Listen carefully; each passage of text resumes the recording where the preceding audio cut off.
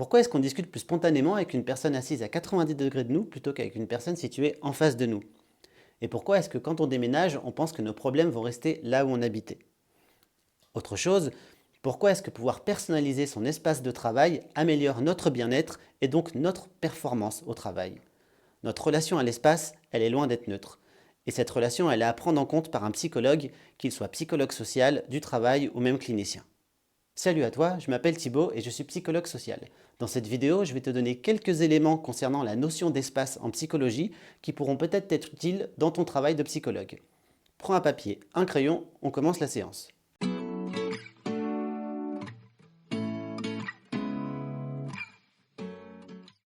Qui ne s'est jamais senti mal à l'aise parce qu'une personne était trop proche de nous, que ce soit dans le métro ou au travail?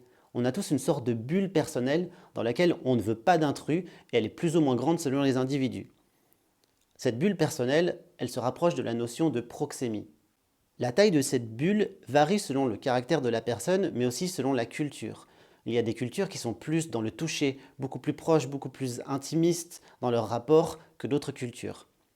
Alors cette bulle, elle se déplace avec nous, ce qui n'est pas le cas du territoire. Un territoire, c'est un espace géographique fixe, plus ou moins grand, qu'on occupe seul ou avec d'autres personnes. En tant qu'animal, posséder un territoire, ça veut dire pouvoir s'assurer d'utiliser les ressources qui s'y trouvent, mais aussi pouvoir se mettre à l'abri des autres et du danger. C'est donc une question de survie. Un territoire peut nous appartenir pour une longue durée, comme un logement, ou une plus courte durée, comme simplement une place assise pendant une fête, au travail, dans l'espace public. Pour marquer notre présence, on va s'approprier ce territoire. Ça peut être en déposant des affaires personnelles comme un sac ou bien notre veste sur le dossier d'une chaise, mais ça peut être aussi en le décorant à notre manière, comme notre bureau au travail ou alors même notre logement. Ce territoire sera le reflet de notre identité, comme une extension de nous, et toute intrusion soudaine ou non autorisée va nous mettre en position de défense.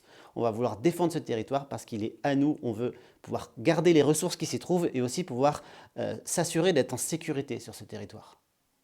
L'adolescent illustre bien l'idée de vouloir un territoire à soi. À partir d'un certain âge, on va avoir sa chambre à soi pour ne plus avoir à subir le regard des autres, que ce soit les frères et sœurs ou des parents. On va pouvoir se sentir dans un endroit où on va être protégé, où on va pouvoir mettre son identité, laisser une trace, pouvoir se développer seul comme on veut.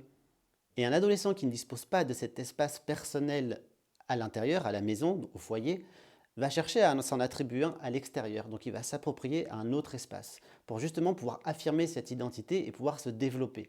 Donc ça peut être donc un bout d'espace public, mais ça peut être aussi un véhicule. Par exemple une voiture qu'on va décorer à notre manière, dont on va prendre soin parce que c'est notre territoire. Ce besoin d'avoir un espace à soi, il ne disparaît pas avec l'âge adulte. On voit par exemple dans certains conflits de couple. Par exemple, s'il y en a un des membres du couple qui vit chez l'autre, on ne se sent pas vraiment chez soi parce que ça reste chez l'autre.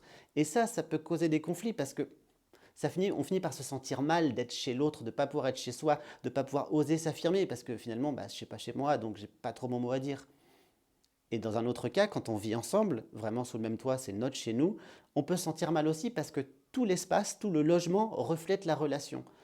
Il n'y en a pas un des deux qui a soit une pièce, soit un petit bout de pièce qui est à lui. Ça, c'est mon endroit. Je vais pouvoir être avec moi tout seul. On ne m'embête pas quand je suis dans cet endroit-là. Donc, on peut affirmer son identité dans ce petit coin de pièce. C'est mon coin. Ne m'embête pas quand j'y suis. Et ça peut résoudre pas mal de conflits de couple d'avoir justement son petit coin ou sa pièce à soi, justement parce qu'on a besoin de se retrouver avec soi-même, de pouvoir justement montrer sa propre identité plutôt n'être défini qu'à travers le couple. De la même façon, au travail, s'il est impossible de pouvoir personnaliser son espace, de pouvoir se l'approprier, de pouvoir dire donc c'est le mien, on peut se sentir du coup pas vraiment en sécurité parce que ça reste un endroit qui n'est pas à moi, donc je reste sur le qui-vive, ce qui fait que je ne suis pas vraiment concentré sur mon travail et donc je suis moins performant. Autre chose, selon la personnalité, si une personne est plus extravertie ou introvertie, elle va pas avoir le même besoin.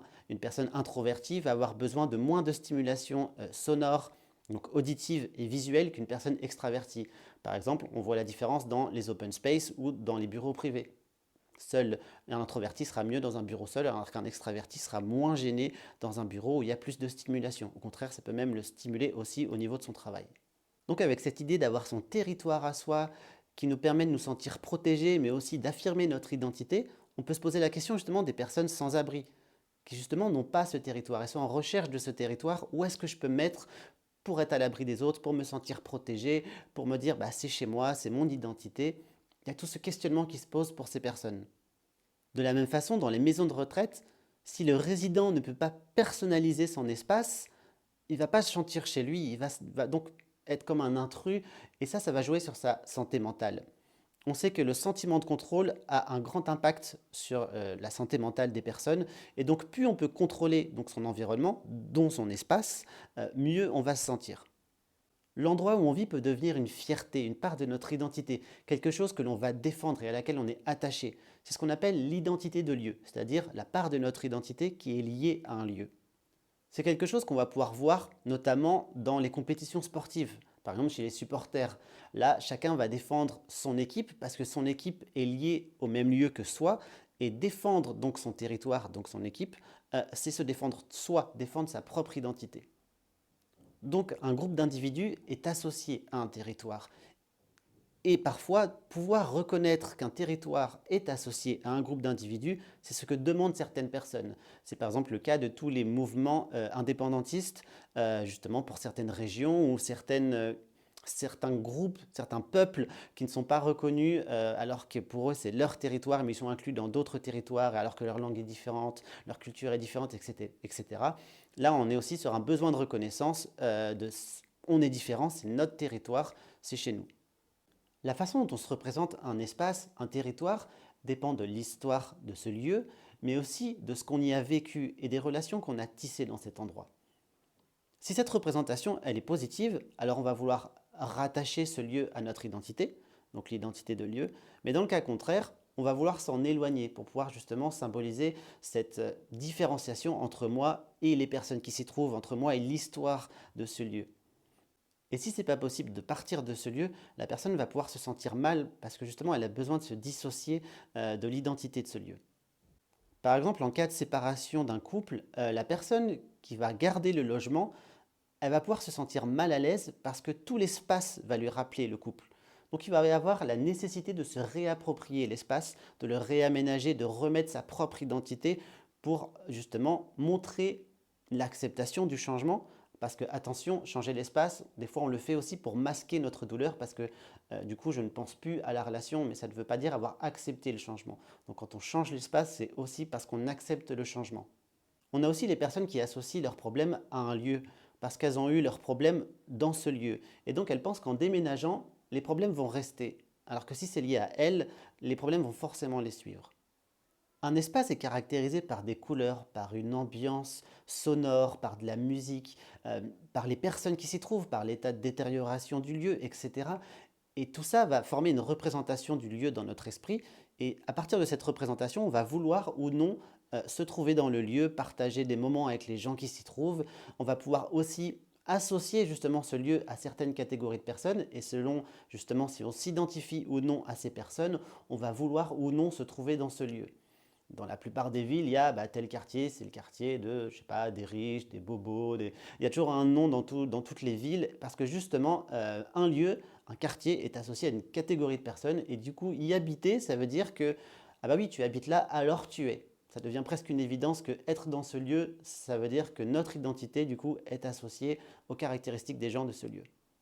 Mais il y a aussi l'histoire d'un lieu, l'histoire avec un grand H, qu'est-ce qui s'est passé dans cette ville, dans ce quartier, dans cette région, et on va être plus ou moins fier justement de cette histoire qu'on va incorporer à notre identité, ou au contraire, on va vouloir s'en détacher d'une certaine manière, et ça va jouer justement sur nos comportements et sur notre relation à l'espace dans lequel on se trouve.